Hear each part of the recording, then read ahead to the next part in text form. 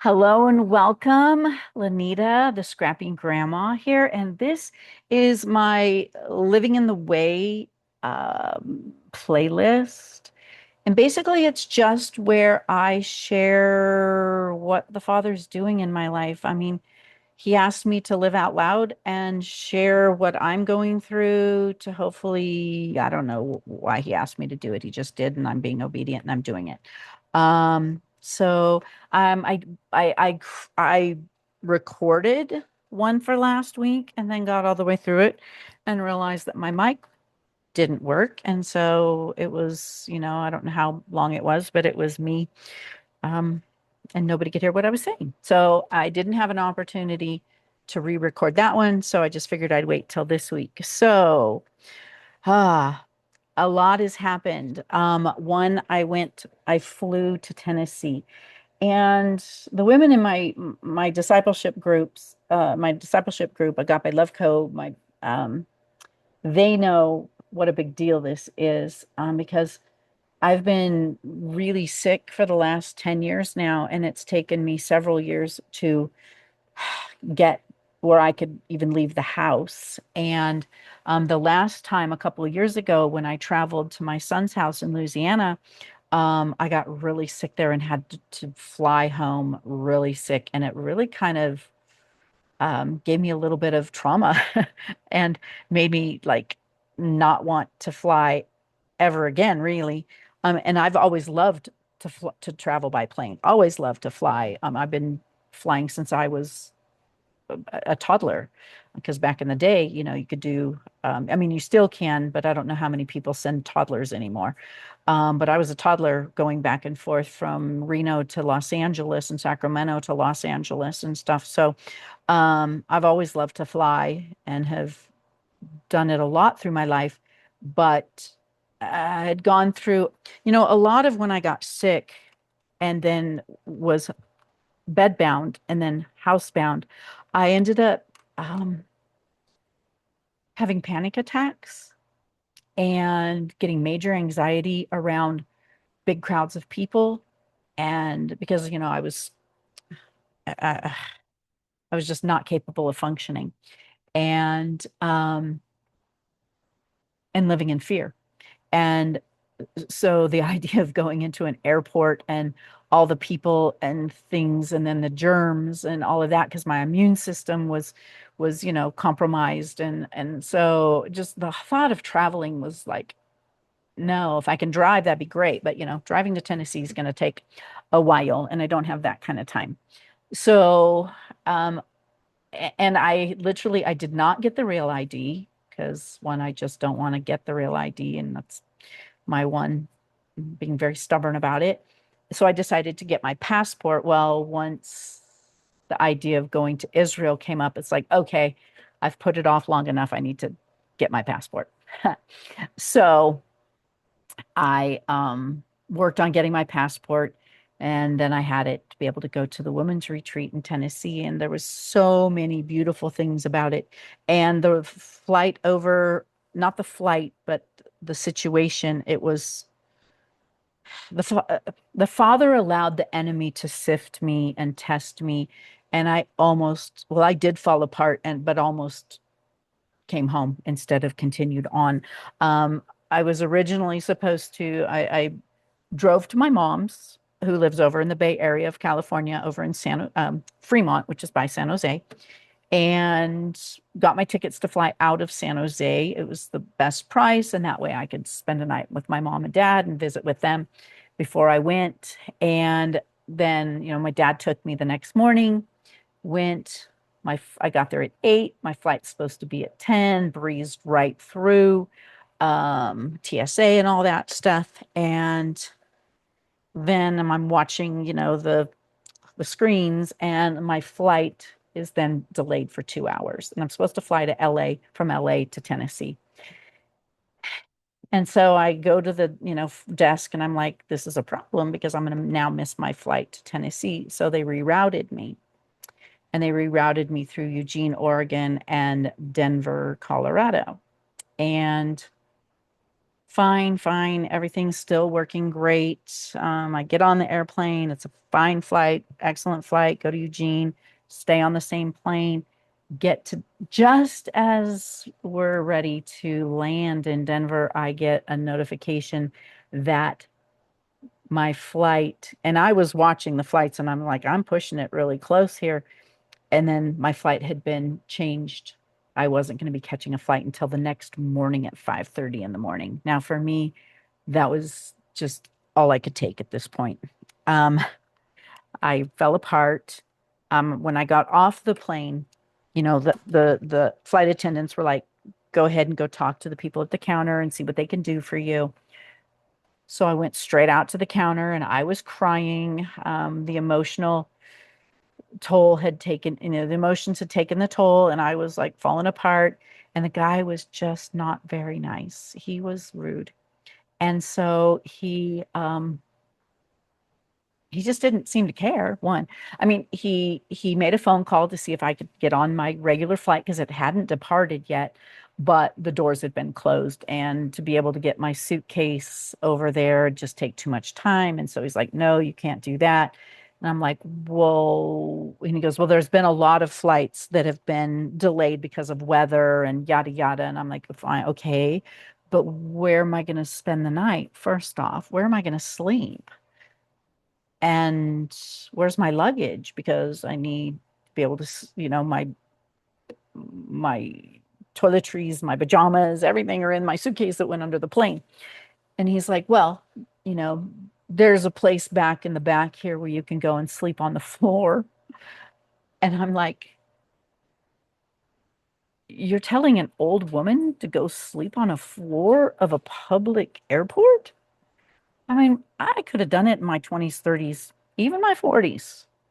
Sleeping on the floor in my 60s isn't going to happen. I guess I need to get tougher because, yeah. And just how vulnerable and exposed to just, I wouldn't be able to sleep.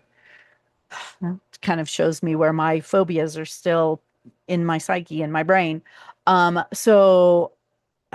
he just was so blasé and careless and just like, whatever, this is your problem and blah, blah. We don't get hotels if it's weather related. Blah. And so, I'm crying at this point, and I'm like, fine, I don't know what to do right now. I'm going to call my husband. I'm going to figure out what to do. And then I called the ladies that were supposed to be coming and picking me up because as it was, and sadly, I was originally going to come in at 6 o'clock at night, but because of all the changes, I wasn't now going to be coming until like 11:30 at night. And the house is over an hour drive away from the Nashville airport. So they would have had to have come out in the middle of the night to come get me. Um, but so anyway, I call them and I'm like, I think I'm just gonna get an airline ticket and just go back home. I shouldn't have even tried to do this. This is way out of my comfort zone, and I wanted to flee. And I called Rusty, and they're sending me videos of my room and they spoiled me. I mean, I had my own room with my own bathroom because I'm the elder, because I'm the old lady. And so, and I had, at first it was like, no, no, no. But then it's like, I remember when I went to retreats and stuff when I was younger. And yes, we would always give preferential treatment and things, to the older women, the elder women. So I finally was like, okay, I will accept this. I am that and I've earned it. Anyway, and then I called Rusty and I'm like, I'm thinking about just getting an airplane ticket and coming straight home. I've had enough. I don't want to do this anymore. And, between the two of them, they were talking me into it. And then I saw my stewardesses, my flight attendants, they had just come out and they were walking. And one of the things that the guy argued with me about is what gate I had just come out of. And I'm like, I came out of gate 35. And he's like, no, you didn't. You came out of gate 39. I'm like, I came out of that gate right there.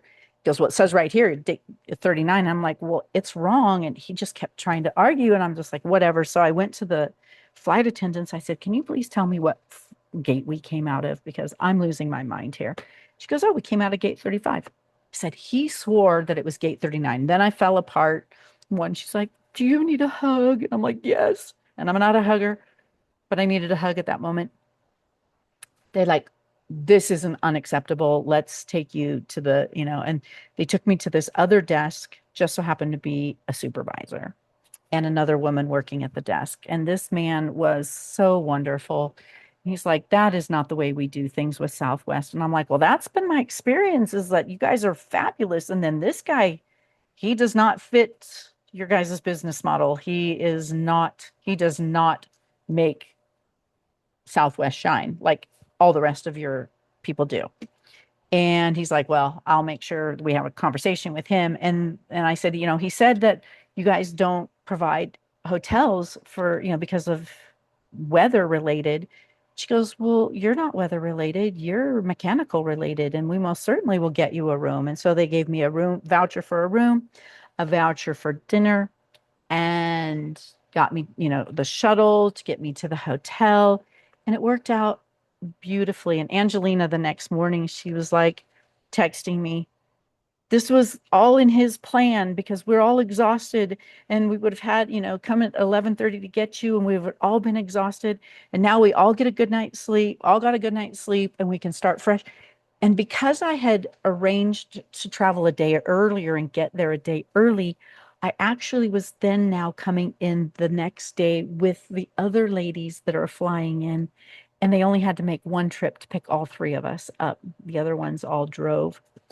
So it really was his plan. And I got all worked up and freaked out over nothing, over his plan. And it taught me a lot. It taught me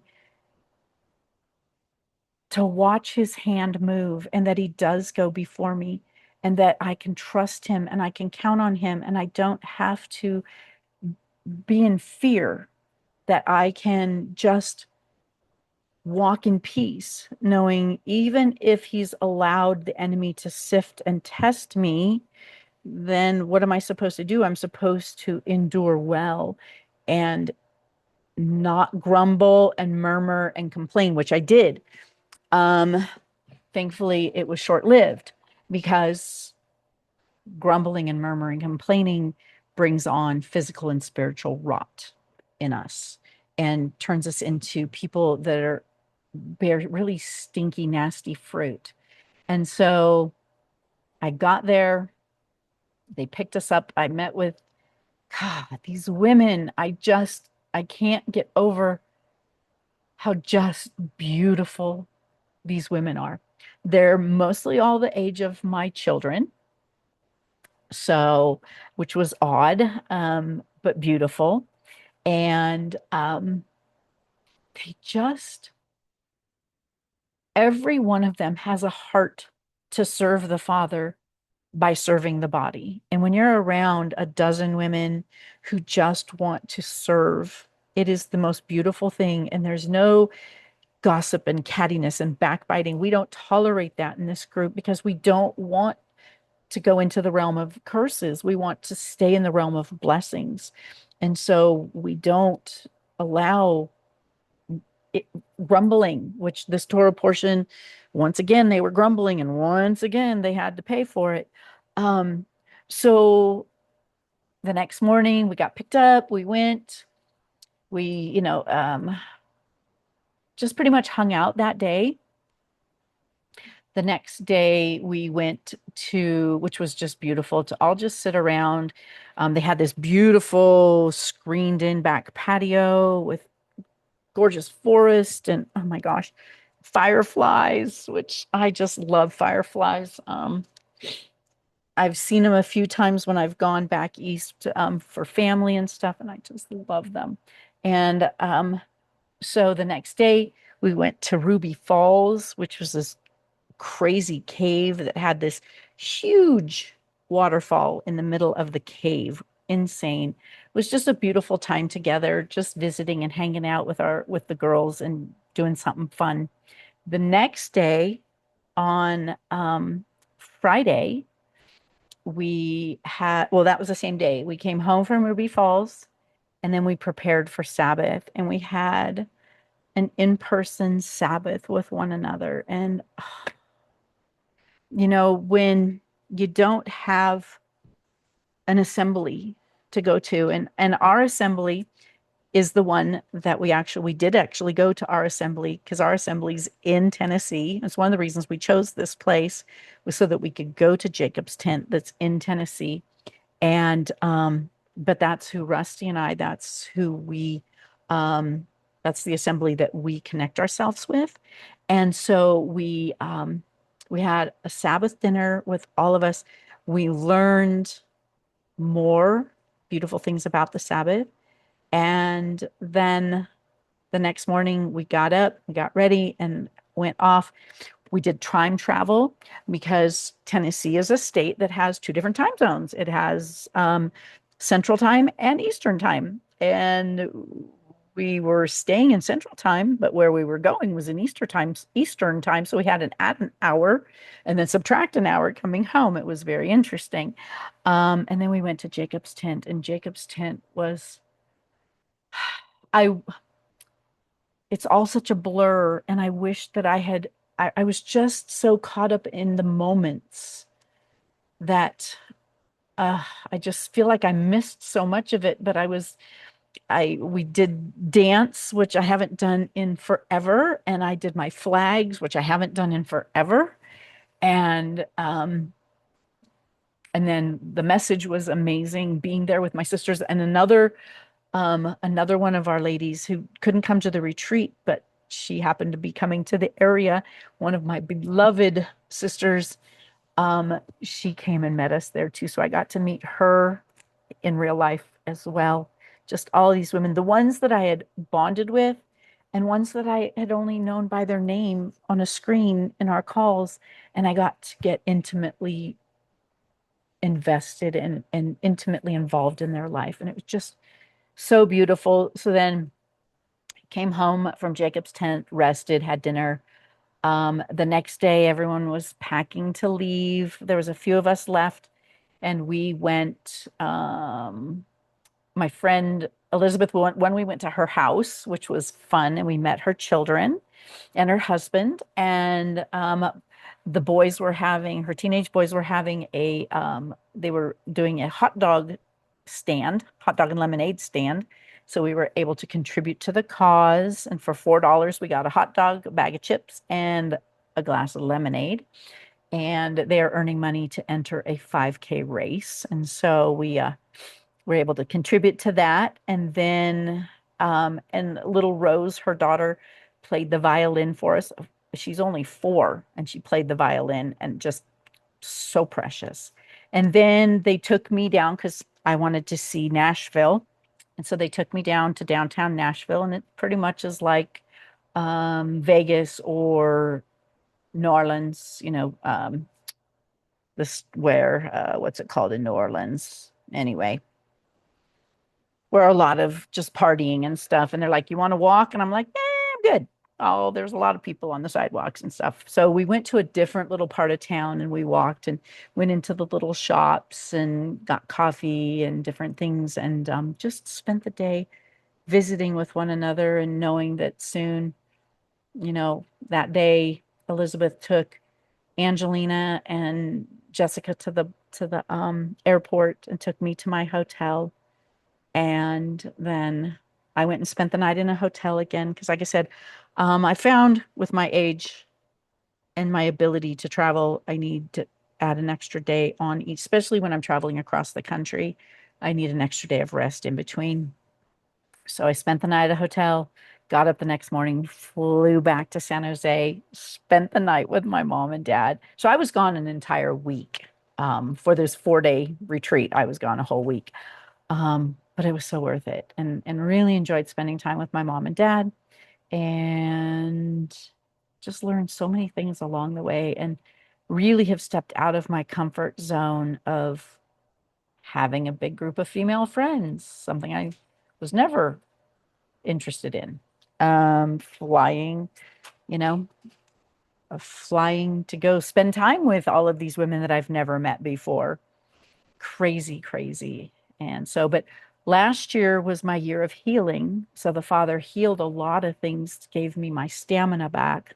I'm not 100%, I still have stuff, but healed me enough to be able to go places because he knew this was going to be my year of travel. And I started last month. I went to my friends. I was going to go a bunch of places and then went and got sick. So interesting too. One of the things I did, and I had determined that I was going to do this, is I opted out of the X-ray machine. Because one of the things I had heard is that when you go through them, you get irradiated and it weakens your immune system, and that's why a lot of people get sick. You know, a lot of people say it's because of the recirculated air in the cabin of the plane, but that's true too. But getting zapped through the X-ray machine actually breaks down the immune system so that you can catch those things. And I went and am not sick and did not get sick. And I did opt out. I ended up getting patted down instead, which was, inconvenient, but much better than getting irradiated and getting sick. So, but anyway, yeah, it's wild, crazy, and I'm sure the stories are going to continue coming out because he did so much in such a short period of time that it's like he's still peeling back and showing what he did. Wow, he's just showing off, continuously showing off. He just loves to show off and take care of us. And he is such a good provider and such a good daddy. So, okay, I think that's it. Upcoming, I am home for this week. And then next week, I go out on the road again. I go over and I'm going to be spending 4 days with my mom. My dad is going on a golfing trip with his golfing buddies, but he's been doing this for decades. And so I'm going to go hang out with my mom. We're going to go get manis and petties and eat Thai food and hang out and just spend some quality time together. And he's going to go have some fun. And so that is my trip for June. And then I have another trip coming up in July, which I'll share more later. So all right, be blessed. Let me know if you have any questions. Like I said, I don't even really know why I'm sharing all of this personal information except for he said to. And so I am. And I guess it's a way for people to be able, because I'm not doing a whole lot of social media where people can keep up with what I'm doing because of what I post in Instagram and Facebook. This is pretty much where I come and share what I'm doing. And um, for those that are interested. Anyway, all right. I love you. Be blessed. Father, oh, Father, touch everyone who's listened to this, everyone who listens to it. Bless their home, give them peace, give them joy. Show them your way, help them to walk in your ways. In Yeshua's name, amen. All right, be blessed and prayerfully I'll see you next week. Next week. I'll be coming from my mom's house. So I'm probably gonna go ahead and do this recording at my mom's house. If there's anything interesting to share. Basically, um, this past weekend, during the weekend, my grandkids had the gymnastics recital, but this coming weekend, we're going to work on the horse's pen so that we can get her brought over here so she can eat down our 4 acres of grass. So that's about it at home, too. So I think you're about caught up, but if not, I'll catch up more later. All right.